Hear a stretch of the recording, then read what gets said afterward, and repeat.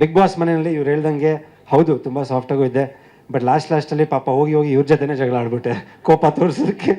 Actually ಅವ್ರು nominate ಮಾಡಿ ನನ್ನ ಆಚೆ ಕಳ್ಸಿದ್ದು ಇಲ್ಲ ಅವ್ರ ಇನ್ನೂ ಫ್ಯಾನ್ಸ್ಗೆ ಸ್ವಲ್ಪ ದಿನ ಆಗಿರ್ಬೋದು, ತುಂಬಾ ಇರ್ತಿದ್ದೆ. ಜನಕ್ಕೆ ತುಂಬಾ ಜನ ಅವ್ರ ಫ್ಯಾನ್ಸ್ಗೆ ಆಗಿರ್ಬೋದು ತುಂಬಾ ಬೇಜಾರಾಗೈತೆ. ಅವ್ರಿಗೆ ಇಲ್ಲಿಂದಾನೇ ಕ್ಷಮೆ ಕೇಳ್ತೀನಿ, ಯಾಕಂದ್ರೆ ಬಿಗ್ ಬಾಸ್ ಮನೇಲಿ ಆಗಿದ್ದು. ಸೊ ಇಟ್ಸ್ ನಾಟ್ ರಿಯಾಲಿಟಿಯಾಗಿ ನಾವು ಜಗಳ ಆಡಿಲ್ಲ. ಸೊ ಬಿಗ್ ಬಾಸ್ ಮನೆ ಅದು. Thank you once again, thanks a lot for coming. And big boss ಮನೇಲಿ ಇದ್ದಾಗಲೂ I think a very good friend, very good support ಅಂತಲೇ ಹೇಳ್ಬೋದು ಅನುಷ್ ಅವರು. ಐ ಥಿಂಕ್ ಫ್ರಮ್ ಸ್ವರ್ಗ ನರಕ ಅಂತ ಇತ್ತು, ಬಟ್ ಸ್ವರ್ಗಕ್ಕೆ ಬಂದಮೇಲೆ ಐ ಥಿಂಕ್ ಅಲ್ಲಿಂದ ಮತ್ತೆ ನಾವು ಕನೆಕ್ಟ್ ಆಗಿ ಸ್ಟಾರ್ಟ್ ಆದ್ವಿ. ಸೊ ಒಂದು ಫ್ರೆಂಡ್ಶಿಪ್ ಆಗಿರ್ಬೋದು. And always been a support. ಪ್ರತಿಯೊಬ್ಬರು ಕಂಟೆಸ್ಟೆಂಟ್ಸ್ ಯಾವ ಥರ ಇದ್ದರು ಅದೇ ಥರ she is also been a very big support to me. Thank you.